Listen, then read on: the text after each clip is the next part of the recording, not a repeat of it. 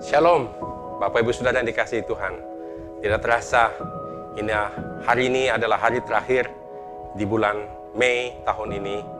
Saya percaya Bapak Ibu Saudara semua dalam keadaan baik-baik dan selalu dalam pengharapan kepada Tuhan kita Yesus Kristus.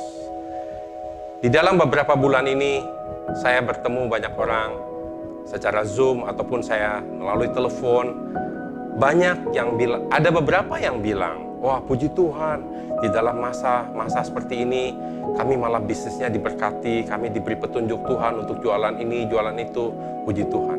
Tapi ternyata lebih banyak yang mulai berkata, waduh, ini keadaan susah sekali, keadaan seperti ini mau bagaimana lagi, kita sudah takut sakit, belum lagi terpampang ke depan kita bagaimana resesi ekonomi.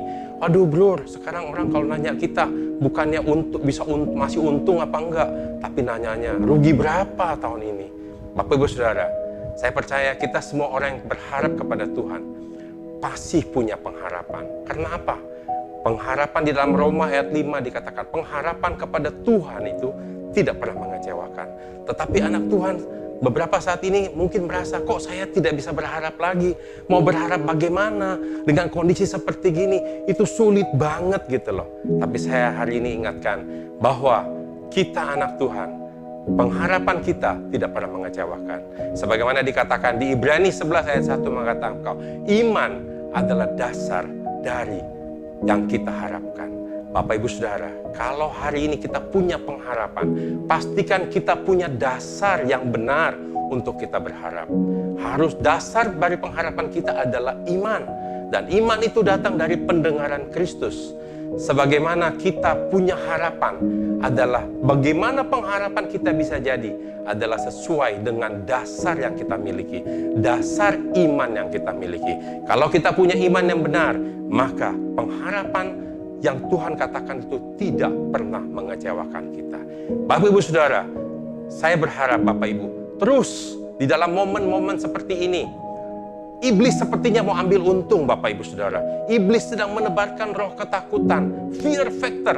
Dia menyerukan supaya semuanya takut, supaya nanti bisnis akan begini, penyakit COVID akan begini. Tapi satu hal Bapak Ibu Saudara, iblis mulai merancangkan yang jahat, tetapi Tuhan selalu menyediakan yang terbaik untuk kita yang berharap kepada Dia. Kenapa Bapak Ibu Saudara? Di dalam kondisi seperti ini, Tuhan menggunakan momen ini supaya kita diam di rumah, punya hubungan yang lebih baik dengan keluarga, semakin punya waktu untuk merenungkan firman Tuhan, semakin dekat dengan Tuhan, sehingga Bapak Ibu Saudara kita lebih mengenal Tuhan kita.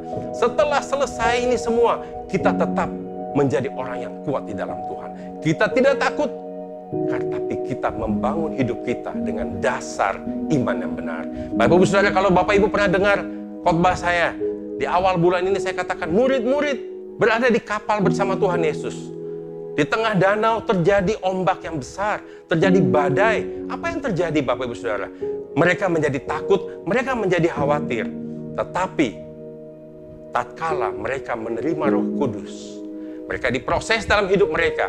Mereka menerima Roh Kudus, murid-murid yang sama di dalam hal ini. Kalau saudara kita baca di Kisah 3 ayat 6, Petrus dan Yohanes berjalan bersama-sama ke Gerbang Indah. Mereka menemukan satu orang lumpuh yang datang memohon kepada mereka. Bapak tolong kami. Tapi apa yang Petrus katakan? Emas dan perak tidak ada padaku. Tapi apa yang kumiliki, kuberikan kepadamu. Oleh sebab itu, engkau bangkit, sembuh, berjalanlah. Haleluya. Ternyata murid-murid yang sama. Di dalam kondisi mereka ada Yesus, tetapi Yesus belum hidup dalam hidup mereka. Yesus hanya ada di luar kehidupan mereka. Mereka menjadi khawatir. Tetapi tatkala Roh Kudus memenuhi hidup mereka, ada kuasa, ada otoritas yang Tuhan berikan, sehingga orang lumpuh itu berjalan, orang lumpuh itu sembuh. Bapak Ibu Saudara, saya tidak jemu-jemu mengingatkan kepada kita semua, supaya kita tidak tenggelam dalam ketakutan. Tapi mari kita bangkit, kita melihat Tuhan kita yang luar biasa. Kita punya pengharapan yang indah, pengharapan yang baik. Karena pengharapan kepada Tuhan tidak mengecewakan. Mengapa kita begitu gampang percaya kalau bilang kita mengaku di mulut, percaya di hati bahwa Yesus sudah mati buat kita, maka kita diselamatkan.